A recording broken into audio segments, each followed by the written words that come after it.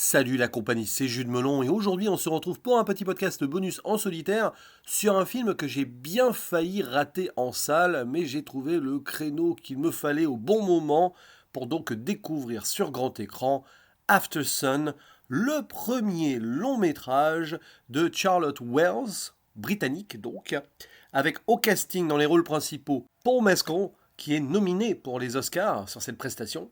À ses côtés, la jeune Frankie Corio. Citons aussi la présence de Celia Rawson Hall. Et il s'agit d'un film estival, quelque part feel good, mais aussi dramatique, on le sent, qui va nous conter les vacances en Turquie d'un père et de sa fille, sachant que cette dernière vit avec sa mère, donc elle voit son papa assez rarement, moment privilégié donc entre les deux, sauf que derrière les apparences se cache peut-être quelque chose.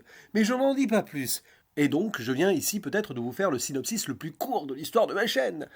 Alors, j'en rigole parce que pour beaucoup de gens, en effet, ce métrage va paraître vide parce que, à part donc des vacances tranquilles entre le père et la fille, qu'est-ce que ça raconte? Il faut aller voir derrière les apparences parce que, au-delà de ce vide, qui n'est pas vide d'ailleurs, parce que quand bien même on les voit tranquilles au bord de la piscine où la petite fille interagir avec les autres jeunes, etc., des moments de karaoké et tout, bah oui, c'est des instants de vie. Donc dire que c'est vide alors que ça raconte la vie, après tout, quand vous passez des vacances, vous êtes bien content d'être dans ce vide-là, qui du coup ne l'est pas vide, par défaut, puisqu'on vit des choses. Bref, mais au-delà de tout cela, on va surtout sentir que quelque chose cloche. Alors certes, on est du point de vue de la petite Sophie qui va fêter ses 11 ans, en plus elle a cette caméra numérique qui va évidemment jouer un rôle essentiel dans la composition du film, et elle vit ces petites choses tranquilles à droite à gauche.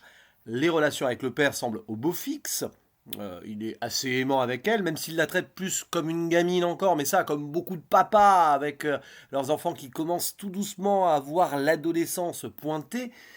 Le papa en question, il ne va pas bien, et le film ne nous le cache pas. Sauf que, bon, Sophie, sur le moment, ne s'en rend pas compte. C'est plus par les hors-champs ou par nous, notre regard d'adulte et intéressé au film, qu'on se rend compte qu'il y a des petits soucis, et même le temps d'un dialogue assez rapide avec sa fille vers le milieu du film, je crois, on sent qu'il a toujours eu du mal à trouver sa place dans cette société, comme Sophie a du mal à trouver sa place dans ce club de vacances en Turquie, entre l'amour de son père, donc le côté encore gamine, etc., et les jeunes autour qui sont un peu plus âgés qu'elle et qui commencent à flirter et boire, etc. Donc entre deux.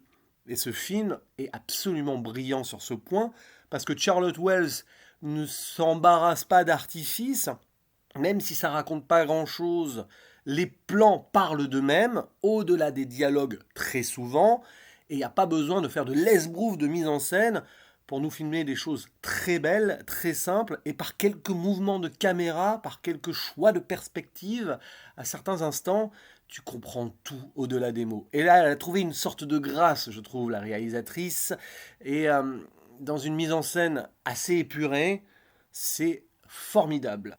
Alors évidemment, beaucoup de gens resteront à quai parce que si vous ne vous laissez pas pénétrer dans l'ambiance, si vous n'êtes pas dans l'humeur, moi j'ai eu de la chance, je suis allé directement dans le film. Parce que, attention, ça se joue à pas grand-chose.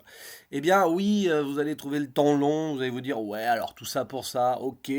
Bon, en plus, honnêtement, Charlotte Wells ne fait pas de mystère. Dès le début, tu comprends où elle veut en venir et il n'y a pas vraiment de surprise sur le final. Vraiment pas. Et c'est encore plus intelligent, je trouve. Mais il faut se laisser bercer par une œuvre qui va balancer comme ça quelques petites séquences qui ont un grand sens dans ce qui se passe, puisque d'un côté, donc, cette fille va découvrir un peu la vie, et le papa, qui est un être humain, on le sent, lui, il a des regrets ou il ne sait plus trop où il est, mais il doit faire face, donc, devant Sophie, qu'il voit assez rarement, et moi je trouve ça déchirant. Les scènes ensemble, par exemple, on voit qu'il fait front et qu'il se force, qu'il se fait violence pour être le plus normal avec elle.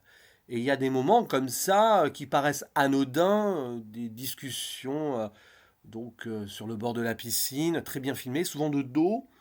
Un moment, un tapis qui est acheté, comme ça paraît absolument ridicule, placé là au milieu, mais non, parce que il va y avoir clairement un écho sur le final. Et à cette scène de karaoké qui est absolument extraordinaire aussi, on voit des gens qui chantent mal, hein, moi ça me fait toujours rire, et c'est vraiment le côté réaliste du film ici. Et à un moment, la petite fille va aller chanter faux. Losing My Religion de REM. Vous connaissez ce titre? Losing My Religion. Bref, voilà. Et quelque part, ça veut dire beaucoup. Parce que la foi en son père, bon, sur le moment, elle l'a, forcément, mais avec recul, c'est pas si évident que cela. Et c'est vrai que il y a aussi ce moment vers la fin. Alors, j'en dis pas plus, hein. Ça reste très vague, mais je vous laisse découvrir le film de toute façon. Où on les voit faire du tai chi et la caméra qui fait un petit travelling tout doux sur la droite où il y a écrit sur un panneau We know the perfect pour place, sûrement.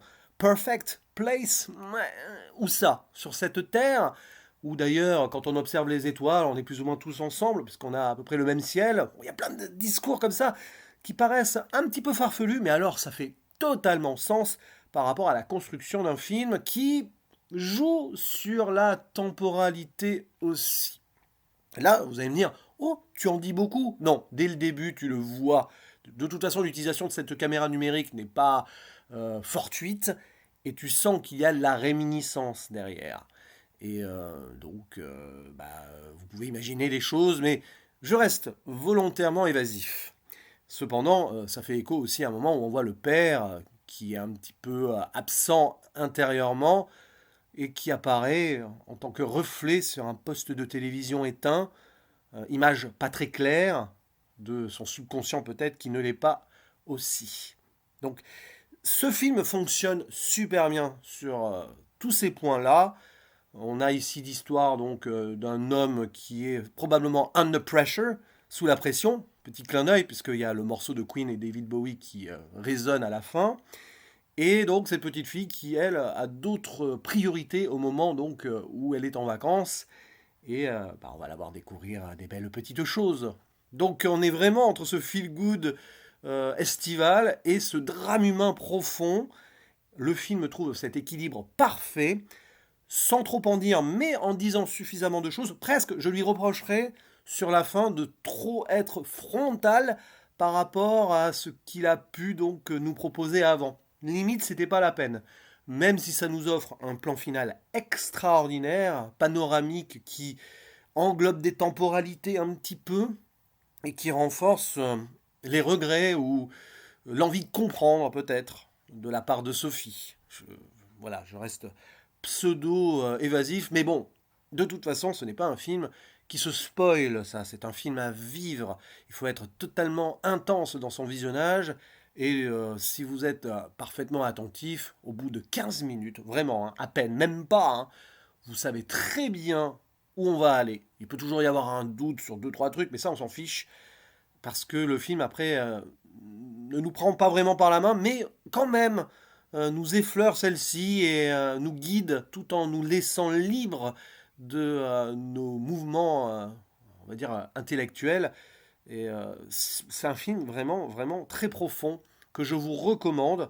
Il mérite hein, toute cette hype autour, même si évidemment ça peut diviser, parce que, oui, je comprends pourquoi. Mais After Sun, le titre d'ailleurs veut dire beaucoup, hein, After Sun, après le soleil, après ses vacances, que se passe-t-il? Justement, ce film essaye de nous donner quelques pistes à ce sujet.